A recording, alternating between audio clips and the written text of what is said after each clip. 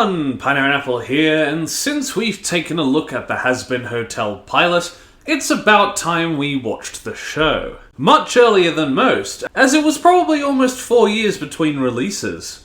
Hazbin Hotel fans obviously know how the anime-only Attack on Titan fans felt. I wasn't all that thrilled to watch the show in the beginning. In the beginning.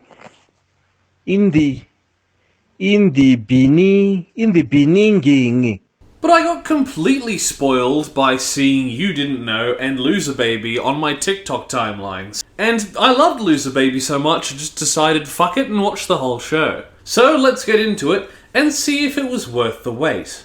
Well, probably not. But let's see what good the show brings us and where its failings lie. The first episode, Overture, since I guess we're really leaning into the musical vibes, starts with a big revamped logo that's pretty nice, and the name of the creator that we are once again going to take and put all the way over there. Bye bye. Just like the pilot, we get a sleek, minimalist, and pleasantly styled exposition of the story of Lucifer, who cucked Adam twice by marrying Lilith and giving Eve free will. And much like every other interpretation of the character, is cast down to hell. But there are slight variances in the story that I appreciate. They don't cast him as this evil monster going against God or this rebellious teen. They show him as being more humanized than the others, able to dream, aspire, and create. But these ideas being too outside of the box for the rigid angels. We see that Lilith built hell up to what it is today, even if she's fucked off by the time the series starts, and Charlie has been left with the spirit of her parents' ideals. Lilith obviously gone, as I just said, and Lucifer in depressive hiding. One parent absent, the other with depression. It's like the two wolves inside you. One is an absent parent, the other is also an absent parent but with depression.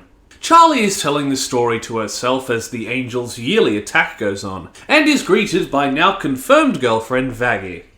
Both with brand new voices, in a difference that I both like and pisses me off. Obviously this cast pulls it off for the most part, but for 4 years these characters were synonymous with their previous actors, and the change can feel a bit infuriating. But by the time episode 3 rolls around, you're pretty much used to the change and enjoying it. Pretty much every actor does the singing voices this time, unlike in the pilot, so Jill Harris and Elsie Lovelock are replaced with Erica Henningsen in playing Charlie. And with a Broadway background, she not only fits well in the speaking role, but excels in the musical aspect as well. You'll notice that instead of splitting the work, they've just hired prolific actors who do a lot of, or are acclaimed / popular in voice work, which was a pretty good call. Vaggie is played by diverse actress Stephanie Beatriz, and I don't mean diverse in the usual way, but you'll notice that by two different groups she's well known for playing hard-ass characters like in Brooklyn Nine-Nine, or floaty and emotional characters like Mirabel from Encanto. Pulling off both sides of the spectrum quite well, when a lot of actors stay comfortable in the same character type. She replaces Monica Franco and does a great job as Vaggie. It does get a little jarring when she gets her song and switches from a gruff voice to a sweetheart singing voice, like jumping straight from Rosa to Mirabel, but she is fantastic. Just like I said, a little distracting for a moment. These two have instant chemistry, good since they're in a relationship, and they head downstairs to meet Alistair, who has made a shitty ad for the hotel. A joke done better in Hell of a Boss, for me at least. But it's nice to see the glow-up between the pilot hotel and how it is now. Replacing Edward Bosco and Gabriel C. Brown is Amir Talai, who has a pretty large repertoire in acting and is now playing Alistair. And the performance is probably the least noticeable change in the cast, nailing the character.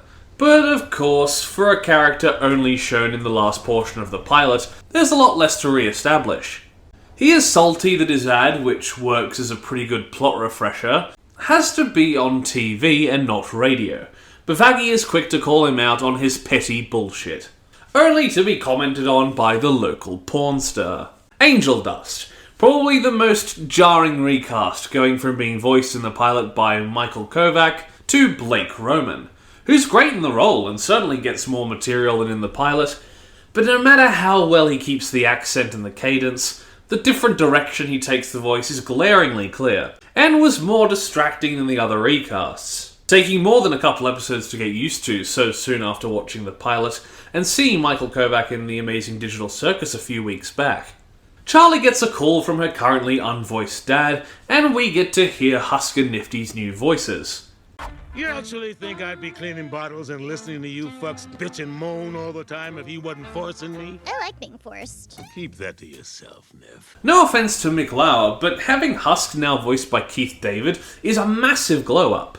Keith David is fantastic in the role, as we'll see later, and Nifty is now played by Kimiko Glenn, replacing Michelle Marie, who is good, but the character won't get anything stand out for a while. So from Charlie's phone call, her dad asks her to meet with the leader of the Angel Exterminators, called Exorcists, leading us into our first song, Happy Day in Hell, which gets better as the song goes along and has pretty good comedic timing, musically and visually. A solid A to B plus musical number. So as we're rating the musical numbers, let's whip out a tier list from the description and place the song there in high B. And if you have a different ranking by the end of the video, why not drop it in the comments? The ending line is great, but I think we could have done without the flasher joke. Charlie heads into the church to meet with Heaven's rep, Adam. Yes, that Adam, and he's a massive dick. Wait, your name is Adam? Like the first man, Adam? That means you. Oh. That explains so much. I know, I fucking rock. Well, Adam, sir. Mr. Adam, sir. Call me Dickmaster. Adam. Adam is the season's main antagonist, and is played by Alex Brightman, also playing Sir Pentious later on, and Fizzaroli in Hell of a Boss, but is better known for playing Beetlejuice in the musical of the same name. Hey, Adam Driver, you killed Han Solo! Not cool, bro. The whole being dead thing! He is here with his second-in-command Lute, played by Jessica Vosk, who gets some good lines and fights, but is mostly just attitude on a stick, spending her time sucking Adam's Dickmaster. Meanwhile, the residents of the hotel try to make a good replacement commercial, and it has a few good jokes, but the subplot is just that, a way to broadly beef up the character dynamics while Charlie speaks with Adam. It takes Vangie making a deal with Alistair for him to make a decent commercial, the only drawback being she can't force him to make another commercial or anything related to TV down the line. So I sure hope the finale of the season doesn't involve them having to do something with a giant TV screen. Charlie finally gets her point across, but predictably they don't give a shit about her idea. And having been brought up by many people, it is a trope to flip hell to the good guys and heaven to the bastards. And while later on I feel the differences in each community and the characters separated from them are more defined, it certainly starts off feeling like that lazy trope. As Adam and Lute are the only outright antagonistic characters for this first episode, the actual demon antagonist only being introduced in the next. We get our last song of the episode, Hell is Forever, and the start with Charlie's vocals is okay, but it really thrives with Adam's portion, backing up his previous position and also giving us some nice insights. Like the fact that they kill the demons for fun, and of course that they are shortening the murder deadlines from yearly to every 6 months. A solid song with a slow start. The vocals are fantastic and the instrumental fitting the character and scene well. A solid A. Guitar solo, fuck yeah! My only real issue is what the fuck facial expression Adam is making here. Charlie comes back to the hotel to see the ad, only for it to be interrupted by Brandon Rogers, now cameoing as Katie Killjoy, giving the news about Adam's decision, and we learn that this is due to this being the first time ever that an angel is killed in a raid. Them looking to kill the demons back before they can be strong enough to have a proper fighting chance. So that was the first episode, and it's a pretty decent start to the show, setting the tone well, and while I didn't care for everything, the songs were banging, and it does give you enough of a want to see where the story is setting up to go. It's not amazing, but certainly roped me in for more than just wanting to see a single song. Episode 2 is Radio Killed the Video Star.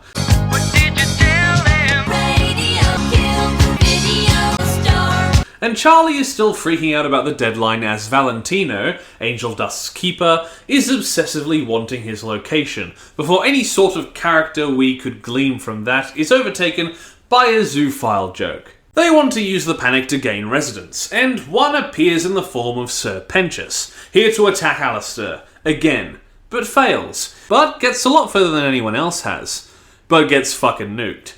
Meanwhile, we are introduced to 3 overlords hinted at in the pilot, the V's. The first is Vox, an animated TV man voiced by Christian Ball, another actor who has done a lot of stage acting, basically running Demon Apple and Fox News, which some would say are demonic enough.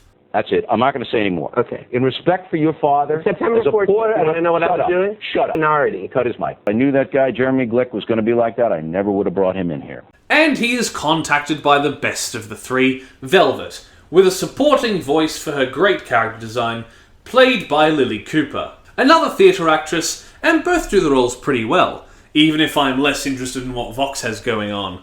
All of his stuff being in relation to Alistair pretty much. Whereas Velvet gets some better scenes and great music like Vox does, but is sidelined in the latter half of the show, not even getting a voice role in the finale, when both Vox and Valentino are voiced and or singing. She wants Vox to deal with Valentino's outbursts, and after schmoozing some press like a real CEO, he makes it to Velvet's floor, where she abuses some fashion creators and models. Well, looks like you have everything under control here. Of course I do. Fuck you. Now shoo. Take care of the piss baby. Vox finds the sulking Valentino, who is easily one of the most annoying characters of the show, and I hate him.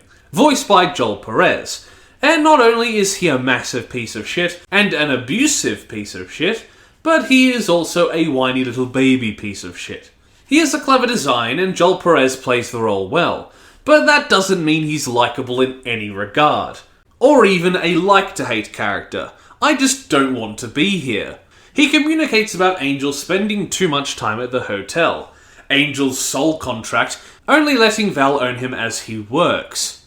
I suppose Val is the CEO of pornography here, and he tells Vox that the radio demon is at the hotel, sending Vox into a rage, ready to call Alistair out angrily, immediately after telling Val to calm down. This leads into the next musical number as Vox freaks out and starts a campaign against Alistair. Stayed Gone is a very good duet with Vox and Alistair. Sure, the pacing is a bit off, but I've got no complaints otherwise. A solid A. Every day he's got a new format. You're looking at the future. He's the shit that comes before that. They want someone on the inside of the hotel, so they send Pentious, who Charlie is more than ready to accept, and I love the awkward performance he gives in the next few episodes, until he gets integrated into the cast proper. I mean, just look at this smile. Charlie plans some exercises to do together, which are funny both with the unenergetic characters and the Sunshine Children. Angel retreats to listen to a bunch of fucking psycho voicemails from Val. Pentious' immediate progress making Angel feel self-loathing, but he finds Pentious planting a camera for Vox, leading them to fight until the gays arrive. He tries to escape, but all Vox does is make fun of him, leading into a nice musical number between him and Charlie, allowing him to start to become an actual member of the hotel. The song is It Starts With Sorry, and I like the character of the voices, even if the song isn't my bag. All 4 of them getting good lines, and Pentious and Charlie singing well together. And can we just appreciate how cute Charlie is with bed hair? A definite B-rated song. Real effort clearly put into it. It's just not one that I could listen to on repeat. I hated that song. Next is episode 3, Scrambled Eggs. And we start with Pentious worried for his safety, building weapons from an overlord, leading Charlie to put trust exercises on the docket. And to be fair, I'd feel as in danger as Pentious. Vaggie wants rid of the little egg boys, and they are pretty stupid, but look at Pentious' face, it's heartbreaking. Alistair is distracted from whatever the fuck he was doing by Vaggie to take care of the eggs, if you know what I mean, and they start exercises with trust falls. Charlie isn't the best judge of character, so she puts Vaggie in charge, and although she is a bit too drill sergeant-y, she manages not to fail immediately, and some of the little character interactions are fun. I love to suck I swear to fuck if you say dicks. popsicles, you sicko. And there's whatever the fuck Nifty's doing. Yay, pain! Alistair decides to go to a meeting of overlords, egg boys in tow, and we meet another overlord, Zestiel, who looks intimidating, but I like him. He's really just a gossipy bitch at heart. One egg follows Alistair into the meeting, and we get a look at the other overlords. There are some nice varied designs in here, one we'll see some more of later, and there is the boss Camilla Carmine and her daughters. They only just get to talking when Velvet walks in and tosses a dead Angel's head on the table, trying to figure out who killed it, and attempting to foster a war. And as she verbally attacks Zestiel, Camilla starts the song Respectless, mostly a duet between her and Velvet, and while Camilla is fine here, she is better in her other two songs. Meanwhile, Velvet fucking rocks this song. It's criminal that she only gets a speaking role in like 3 episodes and only 1 song, because this shit slaps. But I'm that hashtag bitch, and I will do nothing less than what I please. Woo! I'm the backbone of the vase. Even with Velvet's last line that only exists to set up the ending, this song slides right into A, but definitely could have gone to S, and on to repeat on my music app. The song ends with Velvet accusing Camilla, and her subsequently throwing everyone but Zestiel out. But the animation and blocking is pretty good too. Look at Velvet's walk. Pretty well done. Thanks to my being respectless, one thing I'm starting to suspect is Alistair sends the Egg Boy to listen in on Camilla and Zestiel. Meanwhile, Angel thinks taking the group to a BDSM club is the zenith of trust. A decision quickly vetoed by Vaggie, deciding to throw them onto a battlefield to find trust in camaraderie. Husk is the only one to escape, and Vaggie is sad that she's failed. You know, as if Charlie hasn't failed at all up to this point. But Vaggie needs some time alone, so they leave. Let's go home, guys. Ugh. I just walked up all those stairs. Camilla is sad, and we get the reveal that it was in fact her who killed the Angel. And the reasons why she refuses to speak out are laid bare in the next song, and boy is it a doozy, whatever it takes. Starting with Zestiel prompting her to speak/sing, which for such a minor character says a lot. Not only is it good to hear him sing, but as he does it, it really sells their friendship. Much like Camilla did last time defending him in Respectless. The song is pretty fantastic, and the heart is there for Camilla, and when Vaggie's vocals are introduced, even if the cadence of her singing voice is, as stated before, a little jarring between here and her speaking voice, definitely for anyone who hasn't heard both performances from the actress. They sing about defending the ones they love, Camilla revealing that she won't reveal her identity, in fear that if everyone knew the Angel was vulnerable like that, it could start a war that could get her family killed. The song itself is pretty good, but it's not one that really speaks to me. If someone loved it, it might hit A, but I'm gonna have to slide it down to B. And with those 3 episodes of songs, we have a pretty high rated graph. Let's hope this trend takes. The Egg Boy tells Alistair about everything, and he tells him to keep it quiet. Then Charlie and Vaggie make up, looking at how much closer the residents are now, and she gives Charlie what might be fuck me eyes. Seriously, that looks strange for a normal look. It's cute to see Penchus and the others, and Alistair returns with the eggs to Penchus, ending the episode snuggling up with them, and ignoring the eggs talking about the death of the Angel. The episode could have been better, but we got lots of good character moments, and the songs were banging, even if the last one wasn't one of my faves. Now to the episode probably most talked about on the internet, and it's one I don't care for that much, even though it has the song that made me want to watch the show in the first place. The episode is mostly a character exploration of Angel Dust, with Charlie intervening and showing a pretty raw example of abuse, unconsensual everything, and just general unpleasant things that are both predictable and predictably hard to watch. So I'm summing up my thoughts here, so that we can skim through the episode like I felt like doing while watching the fucking thing. That doesn't mean there aren't good things in the episode, like the songs or the performances that are very emotionally raw, but Jesus, this episode will be mostly skipped on rewatch. Situations like this are pretty hard to watch even when done better, and in more entertaining shows like 911, and are interesting to explore from differing and uncommon perspectives, like the Doctor Who story The Great White Hurricane, which I will be reviewing at some point in the future. And I hope to God no one finds this an enjoyable watch, because what the fuck's wrong with you? Also, fuck Val. Kill yourself. Why don't you just die? At least Adam is funny and knows he's a bitch. Now with that said, let's get this episode out of the way. We get to see some of Angel Dust's movies, and a setup of him and Husk's row, and Charlie attempts to help Angel when he gets called to the studio. Vaggie rightly pointing out Charlie has little backbone, but she follows him anyway, only to make everything worse. showcasing just how much of an asshole Val is. No, I will not shut up about it. This shit does not really belong in this show. Seriously, this pretty visually brutal portrayal does not match the tone of this show at all. It's like watching Paw Patrol and then suddenly cutting to that scene in Oppenheimer where he's suddenly naked and having sex in the middle of a meeting. A strange example, I admit, but you get the point. Angel forces Charlie out and we get the episode's first musical number, Poison, not to be confused with And while a pretty good song, so good that apparently kids are hearing it, which considering the subject matter is just ew, the visuals are a bit gratuitous. Which makes sense, but I feel it goes a little overboard, like the whole episode.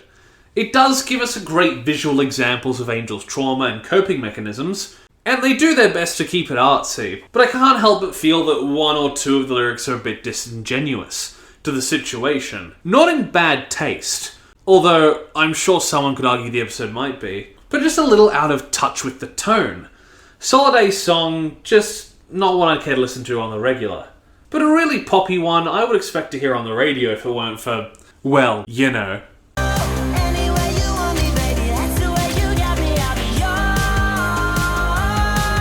Angel comes back and Husk starts to insult the face Angel puts on to cope, being pissed off with the disingenuous actions and dickish behaviour when Husk attempts to help. But he pushes his buttons too far, causing Angel to freak out and run away. It's performed pretty well on both sides, and Charlie, who is in the room, but the way it's played I'm not sure she heard Angel and Husk arguing, which is strange. But while Vaggie consoles Charlie, she sends Husk out to find Angel, who is about to get date raped to self-destruct and get lost. Husk attempts to help Angel, and we get some of his backstory, among his great performance. Seriously, Blake Roman is putting his all into this performance, even with its issues, and some over-stereotyped lines. But Keith David as Husk is fantastic here. He tells us that he was once an overlord, like at Alistair's level, but gambled it away, selling his soul to Alistair to stay powerful, leading into our first S-tier song. Keith David's singing has, in other things, shown how good he is, and the song itself, lyrics and instrumental, are fantastic. It's funny and emotional, fitting the tone, and gets better once Angel joins in, making it a duet. I got an appetite for gambling. I got an appetite for sampling every drug and sex toy I can find. Go ahead, baby, sing that song. Come on. The episode ends with a decent fight scene and Charlie being adorable, and with Angel and Husk drinking together. Good stuff, and discordant themes to the rest of the show. I don't know whose bag this is, but please come take it from the Lost and Found. I'll keep the songs as a finder's fee and you can take the rest of the episode. On to a much better episode, although with its own problems. Well, problem. The episode starts proper with Charlie emulating her Always Sunny counterpart, running out of hotel ideas. Vaggie forcing her to call her father in for assistance, to get a meeting with Adam's higher-ups. Well, yeah, with Adam, he was an asshole. She calls him, giving us our first look at one of my favourite characters, the depressed, distant father and short king, Lucifer Morningstar, who spends his time making rubber ducks. What exactly is the function of a rubber duck? He is played by Jeremy Jordan, a man who seems to give great performances whenever he isn't in Supergirl. Lucifer is relatably a mess. Hey, bitch! And makes his way over to the hotel at Charlie's behest, although he is hesitant and attempts to shoot down attempts when it comes to Heaven, but still comes to see her. My daughter wants to see me. Take that, depression! They spruce up the hotel, and Lucifer is still a mess, but it's clear the Short King is attempting to be nice, even when showing his darker side. But quickly comes into conflict with Alistair, who takes any opportunity he can to fuck with Lucifer, angering him. It's a little painful, but still fun. Fuck you. He is clearly enjoying his time with Charlie, but is instantly happy to one-up Alistair's attempts, as he attempts to rile him up by showing his closeness to Charlie. Lucifer is introduced to everyone else with some nice interactions, and we are led into the first song of the episode, Hell's Greatest Dad. According to Wikipedia, one of these songs hit multiple top 100s. It's a pretty good song. Jeremy Jordan is a great singer, even being in the Death Note musical, one of my favourites. And this song just gets better as it goes along. The visuals fantastic, and the rivalry is communicated greatly and used to the best as Alistair makes it a duet. I care for you just like a daughter I spawned. Hold on now. It's a little funny. You could almost call me Dad. The only thing keeping it from being at top of tier is Mimsy. This waste of a character that's only good use is at the very end. Hijacks the song, pulling it from an easy A+ or possibly S down to a low A. I just can't justify putting it in B with how good the rest of it is. But seriously, what a waste. Mimsy is a fine character, but certainly drags down the episode. She does well against Alistair and gives some good insight into parts of his character we haven't seen, but hopefully we can forget her for a while. Alistair takes Lucifer and Charlie for a tour, Husk following to get away from Mimsy. Husk distracts Alistair from the tour and wants rid of Mimsy, setting Alistair off by mentioning that in the time he's been gone, he's been trapped in a deal. Which is a scene that could have gone much worse for Husk than the threats Alistair makes.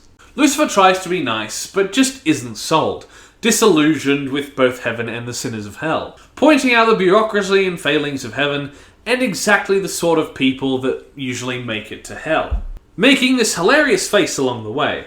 We're distracted by explosions as some loan sharks, literally, attack the hotel looking for Mimsy. Alistair doing his job and slaughtering them all, proving Lucifer's nihilistic point. Charlie argues back, causing some of the others to summon some popcorn, and thanks to Alistair, as he kicks Mimsy out. Sick of the damage she's doing, showing purposeful affection for the hotel.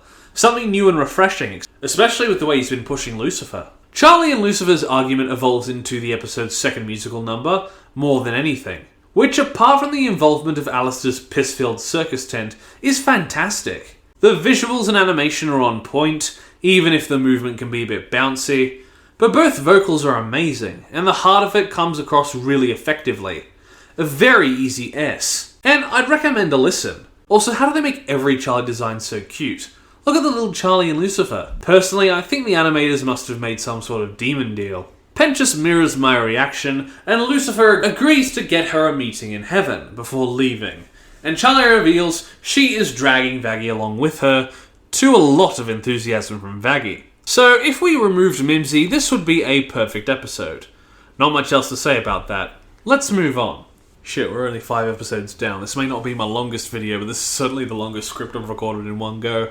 Episode 6 will talk about the A-plot and B-plot separately, starting with the B-plot. As Charlie and Vaggie head to heaven, we get to see our first look at Cherry Bomb in this show, played by Christina Alabado. And she is suddenly Australian? Not complaining, it's good to have me some Aussie rep, but still a strange change. But she's really fun to have around. Oh, you can sleep when you're double dead, fuckhead! Charlie sticks Cherry with the responsibility of taking everyone else out for fun. Wait, I am only here for Ooh, never mind, let's go!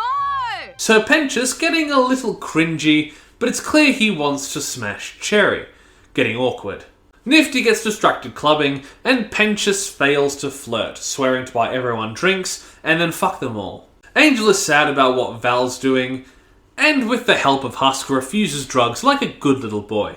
Annoying Cherry, but even though she's insistent, he tries not to go too hard, and ends up bailing Nifty out when she starts OCD cleaning. Annoying everyone from randos to Val himself, with some cute scenes. Obviously, Val being there is a real downer. You're gorgeous. Do you need a job? How many dicks can you suck? And while saving Nifty, Angel gets the shit beat out of him, but stands against Val in a pretty badass scene. This is all nice character progression for Angel, and makes me want to see Val die sooner. Angel wants Cherry to come to the hotel. She turns him down, but still swears to be there whenever he needs her. And for such a short-lived character, it's pretty great to watch. Like the exact opposite of the Mimsy experience. That's about it for the B-plot, so let's see what Charlie and Vaggie are up to. They arrive in heaven, greeted by Saint Peter and 2 seraphim, Sarah and Emily, both being on complete opposite scales of my favourite characters list. One being near the top, because I mean look at how adorable Emily is, and the other belonging in hell. Sure, she seems to have some sort of conscience, unlike Val or Adam, but at least Val's openly a cunt. She's a hypocrite, and in arriving, foretells us of the worst song of the show, Welcome to Heaven. Matching the episode's name, and I don't like it at all. It's fine, but it feels like some cheap poppy shit that belongs in the dregs of the Lego Movie 2. But at least Emily gets to be cute. At least I can tell someone put effort into it. So, I won't put it at D, but it'll be our only rated C song so far. I might have to slide it down if it ends up being the worst song of the show. They all run past Adam and Lute, who reveal that the commons of heaven have no idea exterminations happen. Only them and the exorcists and Sarah, who wants Adam to deal with Charlie, only wanting peace, allowing Adam to do his shit to secure heaven's rule. But still, at least Adam makes his biases clear. She's a holier-than-thou bitch. Top 3 worst bitches in the show: Val, Sarah, and one to be revealed later. Mimsy would be on there, but I'm too busy forgetting she exists. Charlie and Vaggie split for a while, so Adam spends time harassing Vaggie, revealing the obvious plot twist for anyone who's picked up on any of the hints. Vaggie was once one of Adam's exorcists, her being named after Vagina, which is the exact point the crass humour starts to get old and uncreative. She was cast out for sparing a child in hell, which makes me wonder what happened for that child to go to hell unless he was hellborn. Lute taking her eye and wings, leaving her to be found by Charlie, thinking she was a demon hurt in the attack. Their love is vile and blasphemous. Hot as fuck, though. Adam predictably threatens her, but thank God we don't get the regular liar reveal shit. Vaggie taking a more neutral position, and later on when it is revealed, even if the reveal is done predictably, at least only lasts for the next episode. The perfect middle ground is the overuse of that plot trope for no good reason really irrationally pisses me off. They enter Angel Court, Charlie using the angel stuff we watched before as evidence for his change. And while all these scenes are a bit droll removed from Adam's insults and Emily's cuteness, it is done as best as it conceivably could have been done. Eventually morphing into the song You Didn't Know, which has many parts to it, a mashup of many different styles and a reprise. But before we go into what happens, all the singers are on point and the animation and blocking are executed well. The only complaint I have is that once again, like Respectless, the ending is underwhelming and used to further the story to the detriment of the song. But just for the pure quality of it and the way that they seamlessly mixed all these different facets together, I will put it up in S. Personally, with my biases, I'd put it in A, but trying to be a little more objective, I don't mind putting it in S. Just my least of the 3 S songs. Emily starts the song realising Angel should be in heaven, singing against Sarah, agreeing with Charlie as Sarah sings back, refusing to let them up. With the same argument every fascist and mentally inept adult speaking down to someone younger than them uses, because I said so, I know better, you don't know anything. Without any real points or evidence. Charlie joins the argument, getting pretty good lines, only to be interrupted by Lute. And look at her, they knew what they were doing, right? Go on, look at her. What are we even talking about? Some crack or who fucked up already? He blew his shot like the cocks in his mouth. This discussion is senseless and petty. Yeah, they knew what they were doing. Adam spills the beans about the executions, Emily horrified, Sarah once again spouting her BS, looking literally more demonic than Charlie, leading Emily to get a great bite back and duo with Charlie. I wonder what else Emily gets to do after this powerful rebellion. What? Sarah placates her later and we only see her again for like 2 seconds? How can these songs do so much work for the characters and the writers just drop the ball so hard immediately after? Velvet gets a badass song and barely appears again. Emily gets an arc, she gets dropped only to be cute for 2 seconds at the end of the final episode. The Alistair and Lucifer conflict, that's pretty good, just shove Mimsy in there, ruin it. The Vaggie reveal gets dropped, and Sarah just tells them to fuck off. Once again, because she feels like it, and threatens Emily with falling, which, in hindsight, would have been a perfect route to take her character.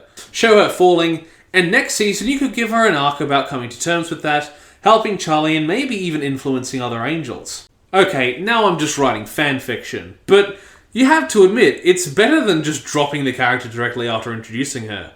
And sure, there might not be enough screen time to flesh her out like that, but if we cut the worst song Welcome to Heaven or cut down the cringe parts of the court proceedings, you could have got a fair bit in there.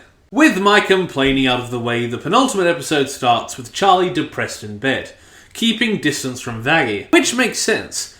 It's not like most Lie reveals where the two lovers suddenly want each other to kill themselves. This is a much more believable character reaction.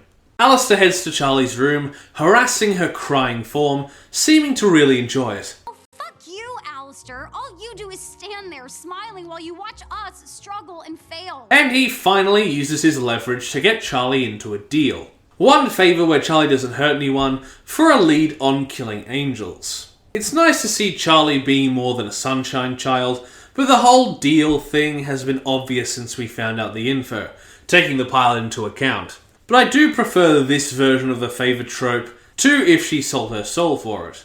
We see that although strained, Vaggie and Charlie still function together, and she sends Vaggie to get the info from Camilla, while she follows Alistair to get some foot soldiers. And even though he's an evil, sadistic bastard, I do like that Alistair is taking a mentoring role with Charlie, teaching her things far out of the character's range. We get a nice joke with the Egg Boys since they know about the Angel's weakness. But they say insane shit all the time. How was I supposed to know this one was true? Bank accounts are a scam created by the shadow government. See? And Vaggie leaves to see Camilla while everyone is depressed.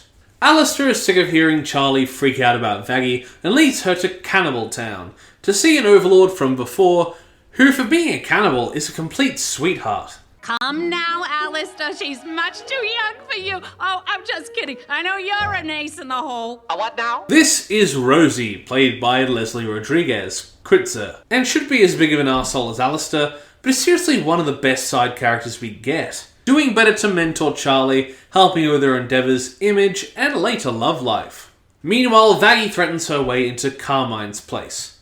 Fucking right you open that door. Met by Camilla, giving her little time to convince her. Once again explaining her position as she did in Song like 4 episodes ago. Camilla starting to attack once the time runs out. Charlie and Rosie bring a crowd, the cannibals being unlike the other demons, and they will be swayed by Charlie's usual antics, except for this old bitch that sends Charlie away fuming. Fucking mediocre! Fuck you old bitch! Wow, Charlie's getting all of the best swears this episode. Back with Vaggie, Camilla beats the shit out of her to prove angels are vulnerable to anyone with the right weapons and skill if you know how to counter their style, pointing out how obvious the angel reveal was for anyone critical of character design. This leads into the episode's first song, Out for Love, and it's pretty good. It's a little strange that it's not a duet, but pretty well matched, even if the movement is a bit too erratic and showboaty. But a lot of it has purpose and furthers Vaggie's character as it represents Camilla teaching her how to fight. Better than a training montage anyway. Vaggie even managing to grow her wings back, a solid B. With Rosie, she comforts Charlie and tries to help her go through her feelings and recognise Vaggie's side. It's a pretty nuanced journey for Charlie's character, and while the show could have simply had Rosie here as an avenue for this conversation, she's a great character on her own, and her writing and performance is on point here. The Cannibals, as said before, are all about musicals, so pretty quickly we get the episode's other musical number, Ready for This. The hag from before, finally on board, and while this song isn't my favourite or my style, it works really well, in story and in performance. The crowd ensemble lyrics are used well, and I love Rosie's and Alice's duet, so let's slide it in as a B+. Like her daddy, she is badly powerful. She's filled with potential that I could guide. I concur. Stick with her, you'll be on the winning side. Vaggie and Charlie meet back at the hotel, and it's pretty sweet. Vaggie being put on the emotional back foot, and although depressed before, all the hotel residents are still here ready to fight. Do you think we're a bunch of pussies? Leaving us with the finale. The final episode starts and we get some good jokes, and Cherry Bomb is just part of the main cast now, so that's fun. You'd think she was just here for the fight, but she ends up helping at the end, really looking like one of the crew, and everyone's last night alive moments are pretty nice to see. No, you could totally tap that. Don't be gross. Guys, you know, I hear he's got 2 dicks. Huh. Charlie's emotions are too much, and we get the penultimate song, a reprise of More Than Anything between Charlie and Vaggie, which is a fantastic character moment between the two with the song adding to it immensely, but up against the rest of the album, it's probably the worst. It's probably one of the worst, just in being so short and a reprise. but certainly better than the Heaven song, so let's put this at C and shift Welcome to Heaven down to the bottom. Adam rallies the troops, and him and Lute get a lot of good comedic interactions this episode. The battle starts with Vox watching, This is better than sex! And I won't do a whole play-by-play, but they get some pretty good moments. Alistair and Adam fight, Alistair having to retreat like a bitch, and in the most heartbreaking moment of the show, Adam kills Sir Pentious, as he took on a suicide mission after macking on Cherry. I never thought I would give this much of a shit about him, but here we are. There are a lot of good character interactions as they fight, Vaggie and Charlie, Husk, Angel and the Egg Boy, and Charlie goes full badass and gets some really good hits on Adam, while Vaggie gets her shit kicked in, but ends up besting Lute, forcing her to tear away her own arm just to escape, in a pretty good visual. Adam ends up winning against Charlie, and Lucifer comes as backup to kick his ass. And while I like seeing it, it's pretty fun, I can't help but feel like it undervalues Charlie a bit, turning her into a damsel in distress at the last moment. I would have preferred it if Lucifer helped, but Charlie still got the last laugh. But she does get good moments, even when assisted. See, you messed with my daughter, and now I am going to fuck you! Well, this just got interesting. It's fuck you up. Adam is put into the ground, literally, and then put into the ground figuratively by Nifty of all people. Whoa! Hey, you got something sticking out of your thing there. Nifty! And look at Vaggie's face. Sending the other angels and Lute into a retreat. And leading into the final song, The Show Must Go On, or the finale, as they rebuild the hotel better. And the song has a few facets.